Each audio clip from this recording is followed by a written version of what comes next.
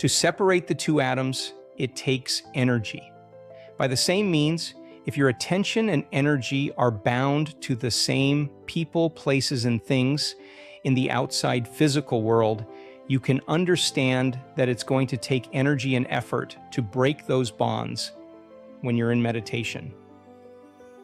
This begs the question, how much of your creative energy is tied up in guilt, hatred, resentment, lack, or fear? The truth is that you could be using all that energy to recreate a new destiny. To do that, you're going to have to get beyond all of those things in your outer world by taking your attention off them. That's why we use meditation as the model to change our internal state. This allows us to break from our associations to everybody, everyone, everything, everywhere, and every time long enough to journey within. Once you overcome your emotional body and you take your attention off everything known to you in your outer world, you call your energy back to you, breaking the bonds with your past-present reality, which has been staying the same. Limiting beliefs have proven to be a major setback when it comes to manifesting desires. If you want to dive deeper into manifestation, get rid of limiting beliefs, and maintain your positive affirmations, get your free guide down in the link below. You're going to have to make the transition from being somebody to being nobody, which means you have to take your attention off your body, your pain, and your hunger. You're going to have to go from being someone to being no one, taking your attention off your identity as a partner, a parent, and an employee. You'll have to go from keeping your attention on something to placing your attention on nothing, forgetting all about your cell phone, your emails, and getting a cup of coffee. And from being somewhere to being nowhere, getting beyond any thoughts about the chair you're meditating in or where you'll be going later today. And from being in linear time to being in no time, with no distracting memories or thoughts about the future.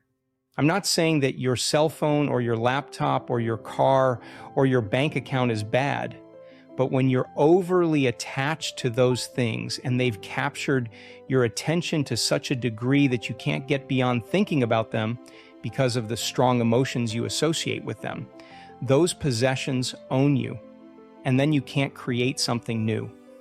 The only way to do that is to learn to call all of that fractured energy back so you can overcome the emotions of survival that you have become addicted to and that keep all your energy bound to your past-present reality. Once you take your attention off all those exterior elements, you start to weaken your energetic and emotional bonds with those things, and you finally begin to free up enough available energy to create a new future. That's going to require you to become aware of where you've been unconsciously placing your attention and, like separating the two atoms, it's also going to take some energy to consciously break those bonds. People come up to me all the time in workshops and tell me their computer hard drive crashed or someone stole their car or they lost their job and they don't have any more money. When they tell me they have lost people or things in their life, you know what I always say to them? Great. Look how much available energy you have now to design a new destiny. By the way, if you do this work well and manage to call your energy back to you, it will most likely be uncomfortable at first, even a little chaotic. Get ready, because certain areas of your life may fall apart. But don't worry. That's supposed to happen because you're breaking the energetic bonds between yourself and your same past reality. Anything that is no longer in a vibrational match between you and your future is going to fall away. Let it. Don't try to put your old life back together because you're going to be way too busy with the new destiny you're calling to yourself. Here's a great example. A friend of mine who was vice president of a university showed up for a board meeting about 3 weeks after he started doing this meditation work. He was the backbone of that university. The students and faculty loved him. He walked into the board meeting and sat down, and they fired him. So he called me and said, "Hey, I don't know if this meditation process is working. The board just fired me. Aren't great things supposed to happen to me when I am doing the work?" "Listen," I told him, "don't you hold on to those emotions of survival, because then you'll be in your past. Instead, keep finding the present moment and creating from that place. Within 2 weeks, he fell in love with a woman he later married. He also soon received an offer for an even better job as vice president of a much larger and better university, which he gratefully accepted. A year later, he called me again to tell me that the college that fired him was now asking him to return as president. So you never know what the universe has in store for you as your old reality falls away and your new one begins to unfold. The only thing I can assure you of is this: the unknown has never let me down. If you're going to disconnect from the outer world, you have to learn how to change your brain waves. So let's talk about brainwave frequencies for a moment. Most of the time that you are awake and conscious, you are in the beta range of brainwave frequencies. Beta is measured in low range, medium range, and high range frequencies. Low range beta is a relaxed state when you don't perceive any threats from the outer world, but you are still aware of your body in space and time. This is the state you are in when you are reading, paying attention to your daughter during a friendly conversation, or listening to a lecture. Mid-range beta is a slightly more aroused state, such as when you are in a group of people, introducing yourself to everyone for the first time, and you have to remember everyone's name. You're more vigilant, but you're not overly stressed or completely out of balance. Think of mid-range beta as good stress. High-range beta is the state you're in when you're jacked up on the hormones of stress. These are the brain waves you display when you exhibit any of the survival emotions, including anger, alarm, agitation, suffering, grief, anxiety, frustration, or even depression. High-range beta can be more than 3 times higher than low-range beta and twice as high as mid-range beta. While you may spend most of your waking time in beta frequency brainwaves, you also dip into alpha frequency brainwaves throughout your day. You display alpha brainwaves when you are relaxed, calm, creative, and even intuitive, when you're no longer thinking or analyzing, and instead you're daydreaming or imagining, like a trance state. If beta brainwaves indicate when you are placing the majority of your attention on your outer world, alpha brainwaves indicate when you are placing more of your attention on your inner world. Theta frequency brainwaves take over in that twilight stage when your mind is still awake, but your body is drifting off to sleep. This frequency is also associated with deep states of meditation. Delta frequency brainwaves usually come during deep restorative sleep. However, over the last 4 years, my research team and I have recorded several students who can move into very deep delta brainwaves during meditation. Their bodies are deeply asleep and they are not dreaming, but their brain scans show that their brains are processing very high amplitudes of energy. As a result, they report having profound mystical experiences of oneness, feeling connected to everyone and everything in the universe. Gamma frequency brainwaves indicate what I call a superconscious state. This high frequency energy occurs when the brain gets aroused from an internal event. One of the most common examples is during meditation, when your eyes are closed and you are going within, instead of an event that happens outside the body. One of the biggest challenges people have when they meditate is switching out of high range and even mid-range beta and slipping into alpha and then theta brainwave frequencies. It's absolutely vital to do so though, because when they slow down their brainwaves to these other frequencies, they are no longer paying attention to the outer world and all the distractions they're so used to thinking about when they're under stress. And since they're not analyzing and strategizing, trying to prepare for the worst case scenario in their future based on their fearful memories of the past, they have the opportunity to become present, to exist only in the now. Wouldn't it be wonderful during a meditation to disconnect your association to all the elements in your outer environment, to get beyond your body, your fears, and your schedule, and forget about your familiar past and your predictable future? If you do it right, you will even lose track of time. As you overcome your automatic thinking, your emotions, and your habits in meditation, that is exactly what happens. You get beyond your body, your environment, and time. You weaken the energetic bonds with your past, present reality and find yourself in the present moment. Only in the present moment can you call your energy back to you. This does take some effort, although it will get easier with practice, because you're living by the hormones of stress most of the time. So let's look at what happens when you aren't in the present moment during meditation, so you'll know how to handle that when it arises. Understanding this skill is important, because if you can't get beyond your stresses, your problems, and your pain, you can't create a new future where those things don't exist. So let's say you're sitting in your meditation and you start to have some stray thoughts. You're in the habit of thinking that way because you've been thinking the same way and putting your attention on the same people and things at the same time and place for years now. And you have been automatically embracing the same familiar feelings on a daily basis, just to reaffirm the same personality that's connected to your same personal reality, repeatedly conditioning your body into the past. The only difference now is that because you're trying to meditate, your eyes are shut. As you are sitting there with your eyes closed, you are not physically seeing your boss, but your body wants to feel that anger, because every time you see her in your waking day, 50 times a day, 5 days a week, you are in the habit of feeling bitterness or aggression. Similarly, when you get emails from her, which happens at least 10 times a day, you unconsciously have the same emotional reaction to her, so your body has grown accustomed to needing her to reaffirm your addiction to anger.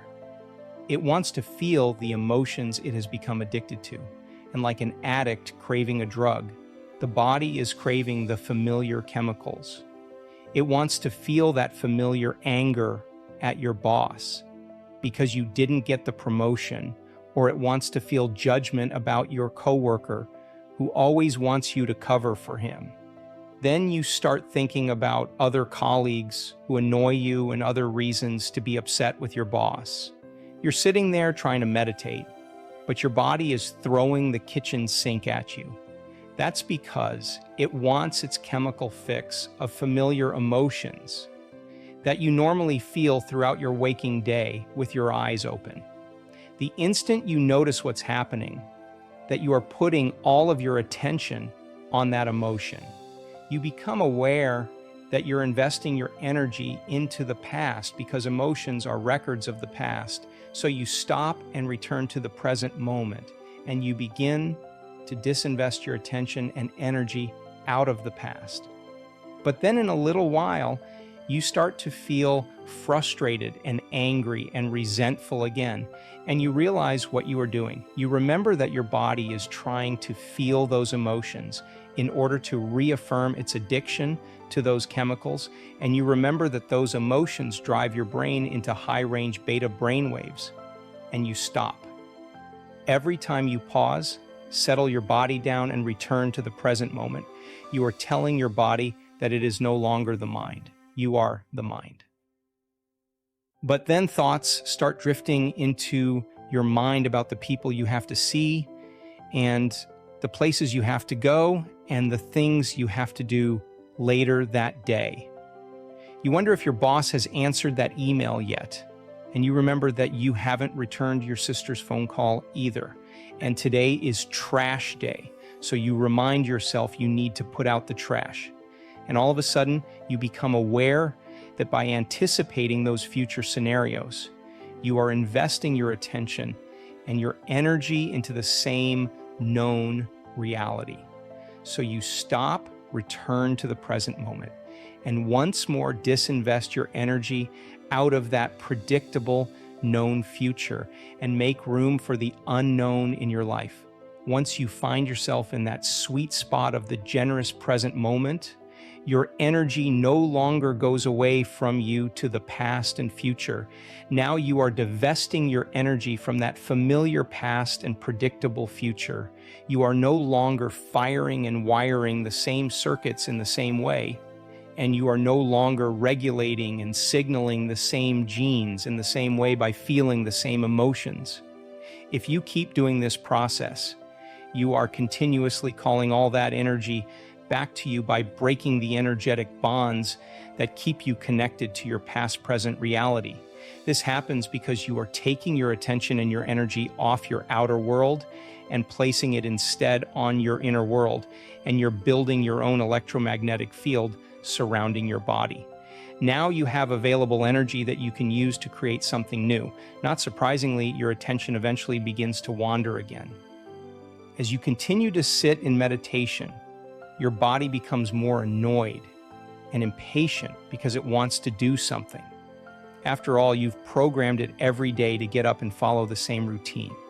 It wants to quit meditating, open its eyes, and see someone. It wants to hear something on TV or talk to someone on the phone. It prefers to taste breakfast instead of sitting there doing nothing. It would like to smell coffee brewing like it does every morning. And it would love to feel something like a hot shower before it starts the day. The body wants to experience physical reality with its senses in order to embrace an emotion, but your goal is to create a reality from a world beyond your senses that's defined not by your body as the mind, but by you as the mind. So as you become aware of the program, you keep settling your body down into the present moment. The body tries again to return to the familiar past because it wants to engage in a predictable future, but you keep settling it back down. Each time you overcome those automatic habits, your will becomes greater than your program. Every time you keep settling your body back to the present moment, like training a dog to sit, you are reconditioning your body to a new mind. Each time you become aware of your program and you labor for the present moment, you are stating that your will is greater than your program.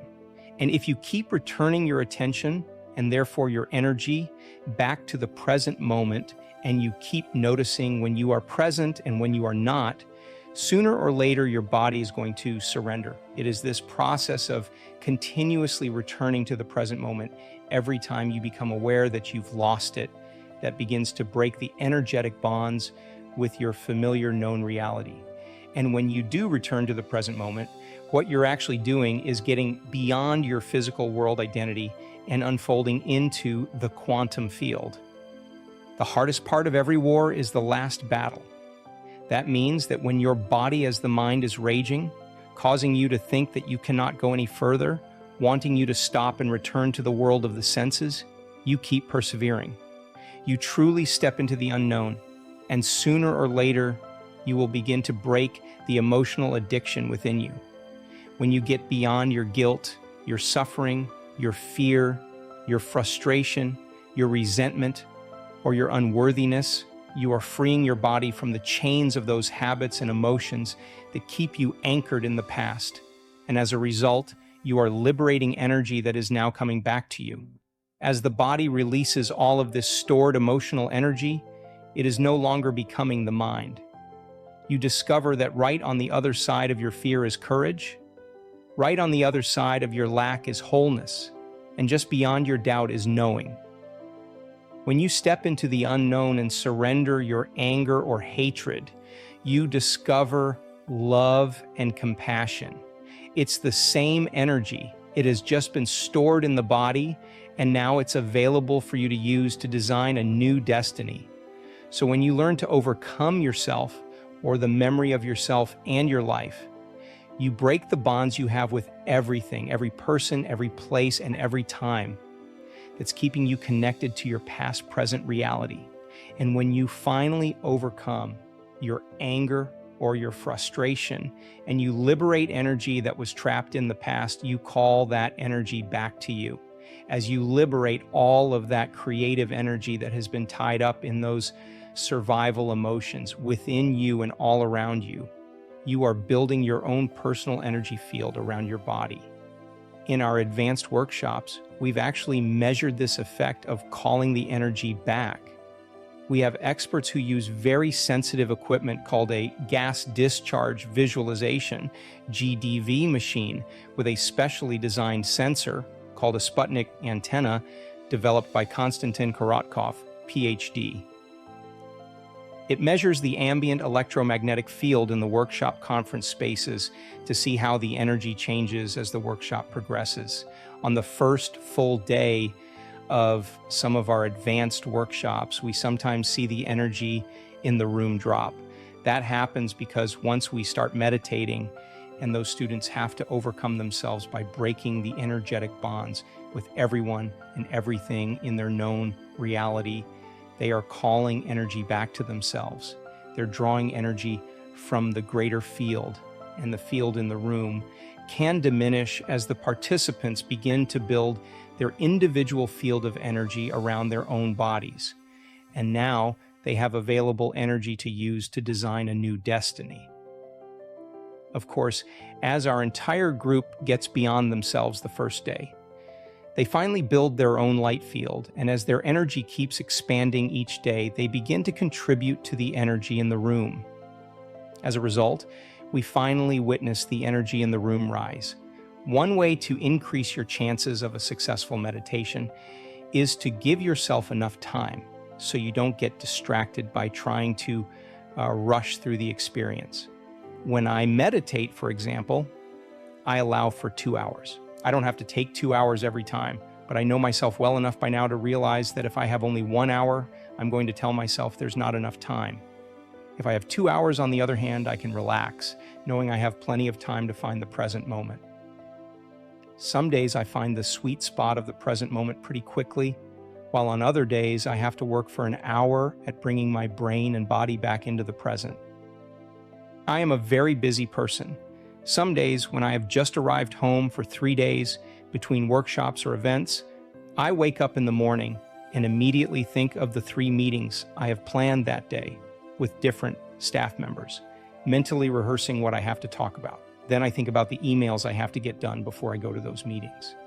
Then I think about the flight I have to catch that afternoon. Then I make a mental note about the phone calls I have to make on the drive to the airport. You get the idea.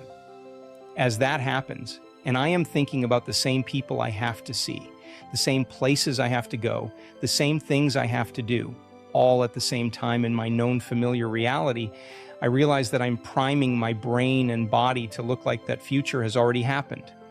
I become conscious that my attention is in the known future, and I stop anticipating the known and turn back to the present moment. As I do that, I'm beginning to unfire and unwire those neural connections. Then I might get a little emotional and become impatient and a little frustrated thinking about something that happened yesterday. And since emotions are a record of the past, and where I place my attention is where I place my energy, I become aware that I'm investing my energy in the past. Then the hormones of stress may get my brain aroused, and my body gets a bit fired up into high-range beta brain waves, and I have to settle it back down into the present moment again. And as I do that, I'm no longer firing and wiring the same circuits in my brain, and I'm disinvesting my energy out of the past. And if I am aware of the same thoughts that are connected to those same familiar feelings, when I stop myself from feeling the same way, I am no longer conditioning my body into the past, and I'm no longer signaling the same genes in the same ways. And if emotions are the end products of experiences in the environment, and if it's the environment that signals the gene, then when I stop feeling those same emotions, I am no longer selecting and instructing the same genes in the same ways. That not only affects the health of my body, but it also no longer primes my body to be in the same future, based on living in the past. So as I inhibit those familiar feelings, I am changing the genetic program of my body. And since the hormones of long-term stress down-regulate the expression of healthy genes and create disease, every time I am able to stop when I catch myself feeling any of those emotions that are related to stress. I am no longer conditioning my body to stay addicted to the emotions of stress. If I do it properly, overcoming my familiar thoughts and emotions of my known past and future, then energetically, neurologically, biologically, chemically, hormonally, and genetically, that predictable future, as well as the familiar past I used to affirm it, no longer exists.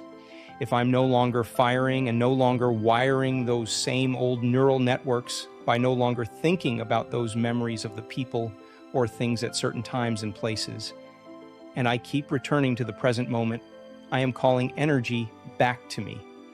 Now I'm in the sweet spot of the generous present moment, and I have available energy to create. I've built my own energy field surrounding my body. Every time I've labored, sometimes for hours, to get beyond myself and find that place called the eternal now, and I truly break through, I've always thought the same thing.